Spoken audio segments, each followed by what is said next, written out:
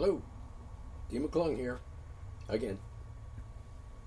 What, you thought I would disappear?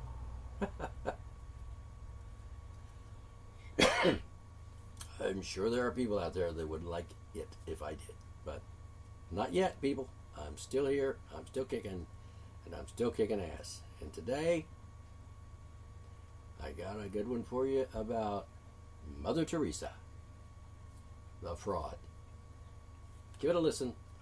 This can be seen, the video can be seen on YouTube. The link of which I will not give you. It's on YouTube. So it is there, and I'm doing a press relay. I'm relaying it from BrasscheckTV.com, which exposes a lot of criminals and frauds and traitors and bad guys, etc., about the United States government and so on. I recommend it. BrasscheckTV.com. That's BrasscheckTV, one word. Lots of good stuff on there. Lots of good stuff. And you, if you're an open-minded, pro-freedom kind of person, then you'll probably enjoy BrasscheckTV.com. Alright, I'm going to play this video. It's about 20 minutes, I believe. And for your edification and listening enjoyment. I'll be back after the audio. It's radio. I can't show you the video. You'll have to go to YouTube and find it if you want to look at a video. But I'll just play the audio portion for you today. And like I said, this is from BrasscheckTV.com. I want to give them credit for posting that to me and others, and giving me the opportunity to watch this exposure, this documentary about Mother Teresa, the real Mother Teresa, and certainly no saint, regardless of what the crazy people in the Vatican think. Alright, here we go. I'll be back after the show is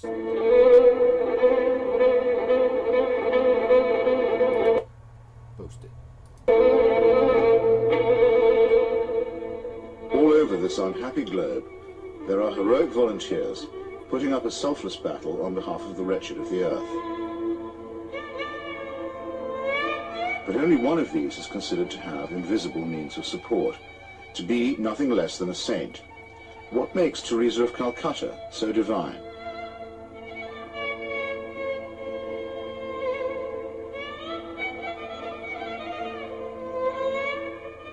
Long before Mother Teresa's helicopter touched down at about 11:20 this morning, the crowds were gathering here at Knock. Among all of you who have made this pilgrimage to Knock this afternoon, we are privileged to have with us as a special guest at this Mass a pilgrim who has come from afar, a woman whose worldwide symbol for goodness and holiness. Not many claims made by the Irish clergy are widely or uncritically accepted, even in Ireland. But the saintliness of an Albanian nun named Agnes Boyaciu is a proposition that's accepted by many who are not even believers. Mother Teresa herself receives extravagant adulation as no more than her due. Of all the women in recent history, no one has captured the public imagination like Teresa of Calcutta. I'm not being facetious, and I'm certainly making no comparison when I say that no woman has made such an impact here since Our Lady herself appeared in 1879. So how did this auction of hyperbole and credulity get started? In that year of grace, 1969, the scrupulously neutral and objective British Broadcasting Corporation permitted that old fraud and mountebank Malcolm Muggeridge to pay a devotional visit to the Calcutta Shrine. Well, Teresa, when after I met you in London, really the only thing I wanted to do was to come and see you in your work here, and now I've seen it. And of course it's a shining light. Himself arrogant, almost to the point of humility, Muggeridge became persuaded that he and his team had become the divinely appointed instruments of what he claimed was the first television miracle. During Something Beautiful for God, there was an episode where we were taken to a building that Mother Theresa called the House of the Dying, and Peter Schaefer, the director, said, well, it's very dark in here, do you think we can get anything? And we had just taken delivery at the BBC of some new film made by Kodak, which we hadn't had time to test before we left, so I said to Peter, well, let's have a go. So we shot it.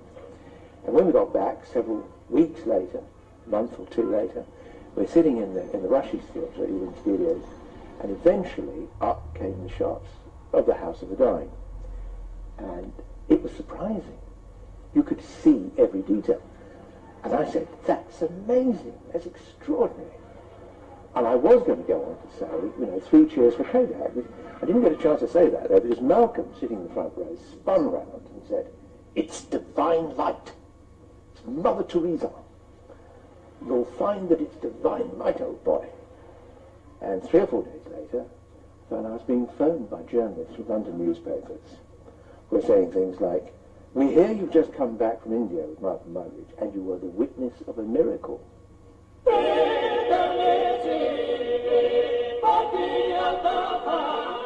And a star was born. This profane marriage between tawdry media hype and medieval superstition gave birth to an icon which few have since had the poor taste to question. It's like you're actually seeing a living saint. Give a man a reputation as an early riser, said Mark Twain, and that man can sleep till noon. How does the reputation of Holy Mother Teresa look if, just for a moment, we switch off Malcolm Muggeridge's kindly light?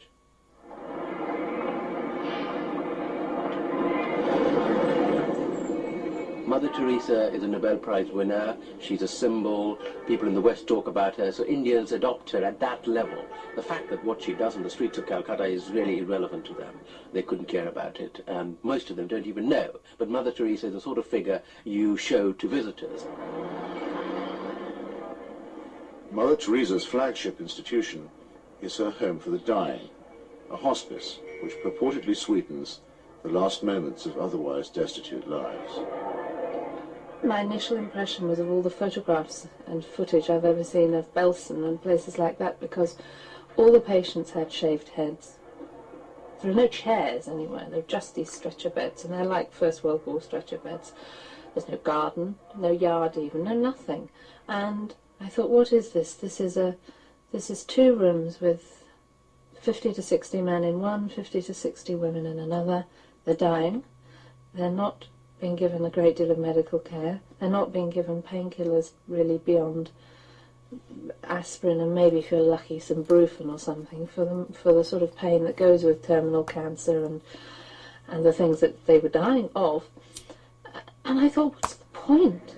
Right from the very beginning, I wanted to serve the poor purely for the love of God and to give them what the rich people get with money. I wanted to give to the poor for the love of God. They didn't have enough drips.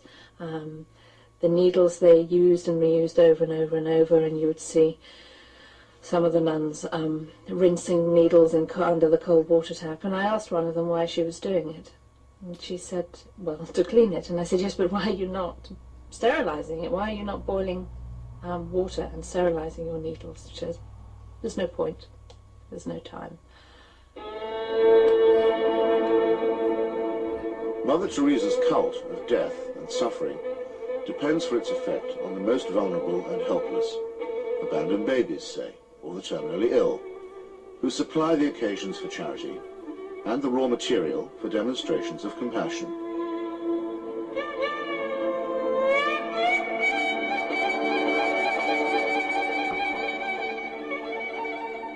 The first day I was there, when I'd finished working in the women's ward, I went and waited on the edge of the men's ward for my boyfriend, who was looking after a boy of 15 who was dying, and an American doctor told me that she had been trying to treat this boy and that he had a really relatively simple kidney complaint that had simply got worse and worse and worse because he hadn't had antibiotics, and he actually needed an operation.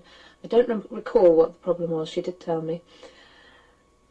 And she was so angry, but also very resigned, which so many people become in that situation. She said, well, they won't take him to hospital. And I said, why? All you have to do is get a cab, take him to the nearest hospital, demand that he has treatment, get him an operation. She said, they don't do it. They won't do it. If they do it for one, they do it for everybody. And I thought, but this kid's 15.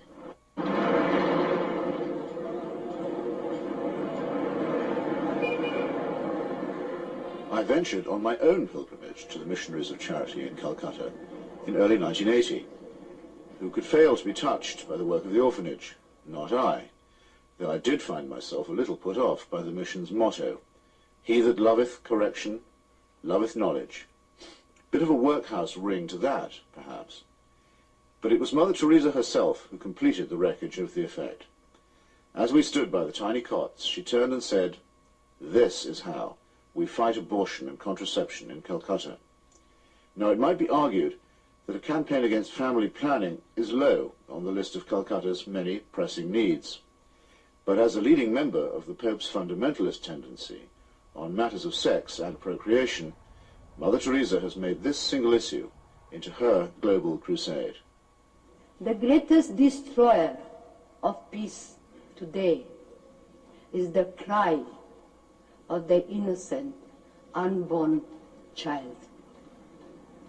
If a mother can murder her own child in her own womb, what is left for you and for me to kill each other? Tenderness about the unborn is an emotion that I share myself. But tenderness about the unborn also becomes an overtly political matter when it's preached by a presumable virgin who also campaigns against birth control. Let us promise Our Lady, who loves Ireland so much, that we will never allow in this country a single abortion.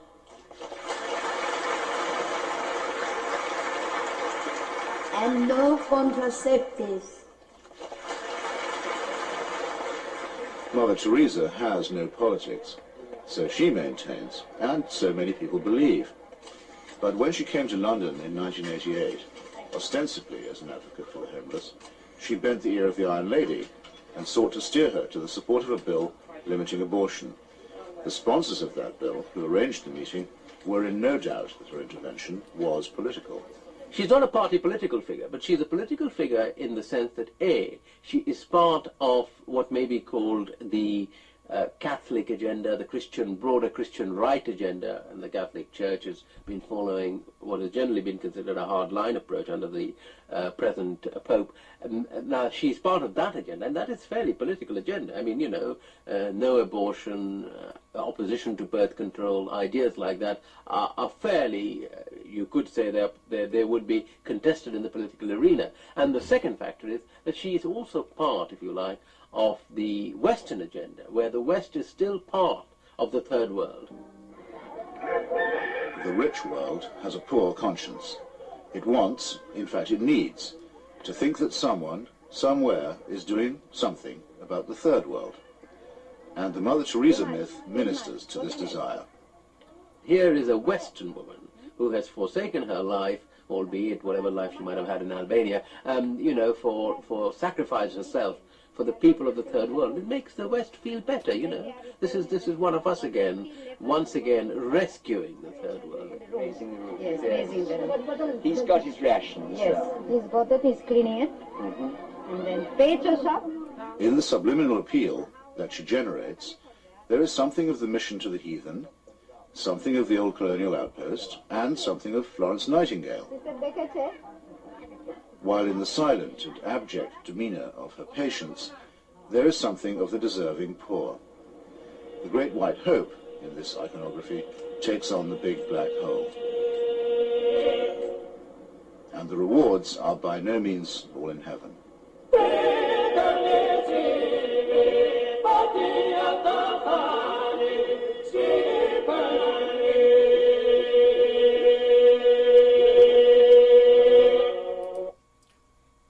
The video shows her receiving medals, awards.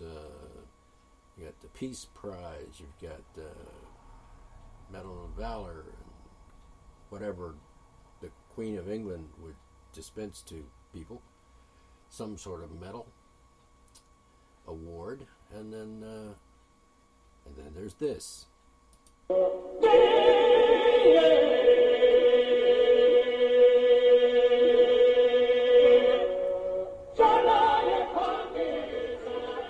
For someone whose kingdom is not of this earth, Mother Teresa has an easy way with thrones, dominions, and powers. Why do the rulers of this sinful and selfish world find her so awfully congenial? Is it because she returns the compliment? She may or may not comfort the afflicted, but she has certainly never been known to afflict the comfortable. Some people see her here, posing with Ron and Nancy. In the truest sense, citizens of the world. Mother Teresa is. The very hand that bestowed the Medal of Freedom on Mother Teresa armed and paid the death squads of Central America. Accepting the award, with her customary modesty, on behalf of all the world's poor, she croaked, "I never realized that you loved the people so tenderly." I must say, I hadn't noticed that either. Reagan's proxies murdered, among many others, 4 American nuns and the Catholic Archbishop of San Salvador at the very moment that he was celebrating Mass. But, visiting the slaughterhouse states of the region during that period, Mother Teresa found nothing untoward. Everything was peaceful in the parts of the country we visited, she claimed, after touring the killing fields of Guatemala, adding for good measure, "I do not get involved in that sort of politics."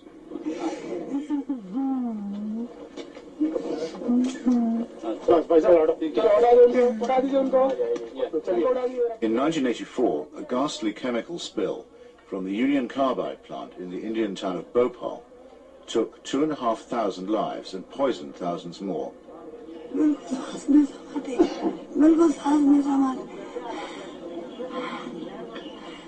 This was an act not of God, but of a negligent multinational corporation.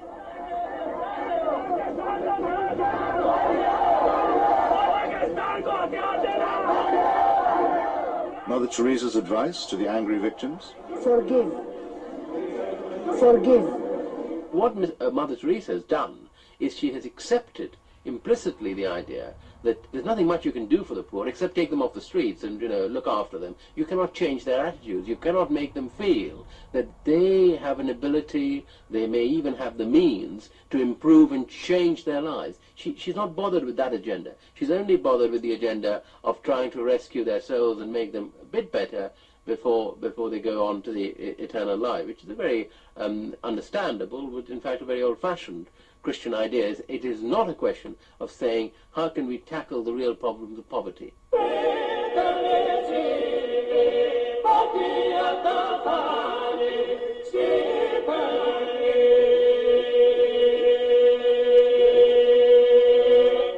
Like most people who claim to be apolitical, Mother Teresa is in practice and in theory an ally of the status quo, and when the status quo is threatened, a trusted ally of the conservative forces. This places her in bold contrast to those, even among the religious, who have rejected the fatalistic and submissive conclusions about poverty that are promulgated by Catholic traditionalists like her. Just want to take a short break. I will continue in a moment. All right, now we will continue with the audio portion of a YouTube video about Mother Teresa. An expose of the saintly lady. With our hands, with our life, with our love, we ask justice, we ask freedom, and we take justice, because the justice is not like a gift which they give. No, liberty, freedom, they don't give that. We have to take that. And in fact, we go through the streets and we took our liberty, we took our freedom, asking for justice. The Roman Catholic hierarchy has never forgiven Father Aristide, the legally elected president of Haiti, whom it regards as a base heretic. For his efforts to chase the moneylenders from the temple, he was banished from his order and forbidden to serve Mass. To the very last, the Vatican was the only foreign power to recognize the military junta that misruled Haiti. And the ground for this, too, was prepared by Mother Theresa. In 1980, she visited the island and accepted the Haitian Legion of Honor Award from Baby Doc Duvalier. She found much to praise in his corrupt, dynastic regime, telling astonished reporters that she had, quote, never seen the poor people being so familiar with their head of state as they were with the Duvaliers. It was a beautiful lesson for me, she simpered. I've learned something from it. The Haitian people, indeed, could not wait to get close to the Duvaliers, who in their turn moved forever to the French Riviera.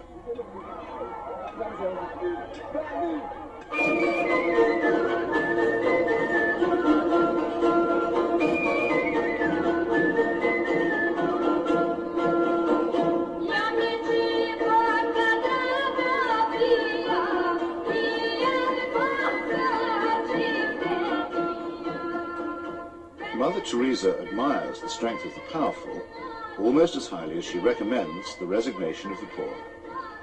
When she visited her motherland of Albania, she appeared to take seriously St. Paul's notorious assertion that the powers that be are ordained of God. The Albanian authorities had proclaimed the world's first officially atheist state. They had persecuted all forms of worship except that of their leader, Enver Hoxha. No whit abashed, Mother Teresa laid a bouquet on Hoxha's tomb. Not content with honoring a Stalinist murderer and despot, she also bestowed a wreath on the monument of Greater Albania, a cause that was once smiled upon by Pope Pius IX and his friend, Benito Mussolini. Are you getting the picture here, people? Are you beginning to see the reality here? Mother Teresa, the saintly lady? Kiss my ass. Alright, we got a few more minutes. We'll continue.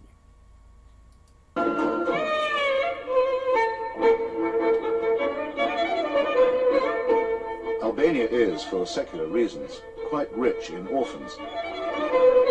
So there was ample scope for an orphanage specialist to praise the institutions of the regime while keeping silent about its victims.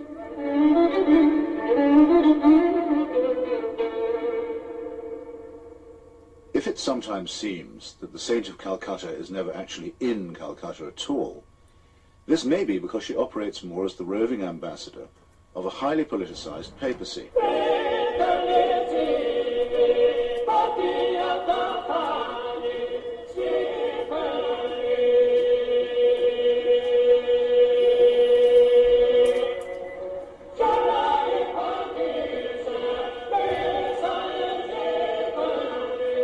Vatican foreign policy has taken her from the shores of Lebanon, where the Roman Catholic militia perpetrated the mass murder of the Sabra and Shatila camps, to Nicaragua, where the Cardinal was the patron of the Contras, to Armenia, where she helped Mother Church gain a foothold in the Soviet Union. In return, the present Pope is known to have placed her on the fast track for canonization. This is the kind of politics in which she does indeed get involved. Sometimes when I think of Mother, I wonder if I've done just right.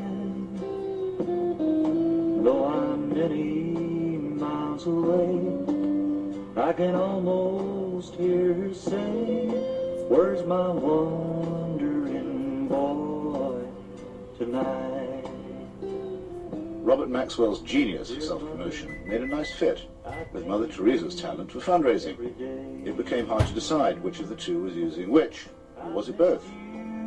Ever since I In the United States, Mother Teresa accepted well over $1 million from Mr. Charles Keating, a right-wing Catholic fundamentalist and anti-pornography crusader who was also a California savings and loan tycoon. Mr. Keating's problem was that he was using other people's money. He's now behind bars after the greatest scandal in American financial history. But while he was flying high, Mother Teresa flew right along with him. She got the use of his private plane. He got a personalized Mother Teresa crucifix, which he used to store up treasure on earth. Let's get him out of here. Why should the missionaries of charity have such a special vocation for work among the rich? And does Mother Teresa pick frauds because they need her help more than the honest billionaires? It's not a question that she's ever answered, but then, in the prevailing atmosphere of piety and adoration, it's not a question that she's ever been asked.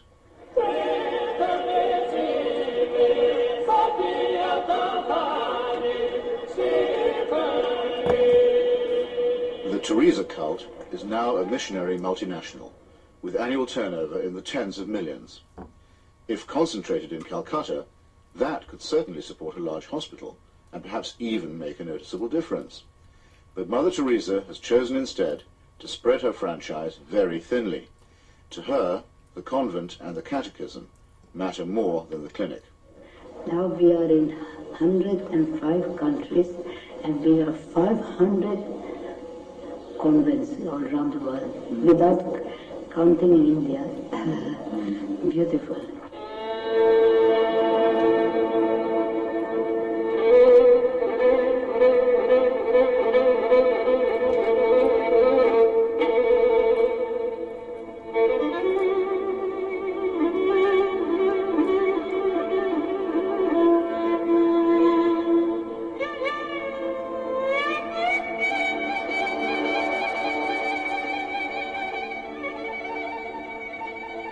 Modesty, simplicity, humility. By these canonical keywords, we are taught that we may recognize saints. Yet Mother Teresa regards herself as mandated by heaven, which is hardly modest. She lends spiritual solace to dictators and to wealthy exploiters, which is scarcely the essence of simplicity. And she preaches surrender and prostration to the poor, which a truly humble person would barely have the nerve to do. When she speaks about private or public morality, opposing family planning, for example, or defining abortion as quite literally the greatest threat to world peace, she takes on the grim and tedious tones of the zealot and the fanatic. In a godless and cynical age, it may be inevitable that people will seek to praise the self-effacing, the altruistic, and the pure in heart. But only a complete collapse of our critical faculties can explain the illusion that such a person is manifested in the shape of a demagogue, an obscurantist, and a servant of earthly powers. There you have it. I believe the audio you just heard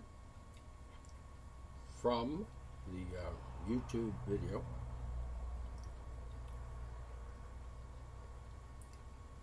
about says it all.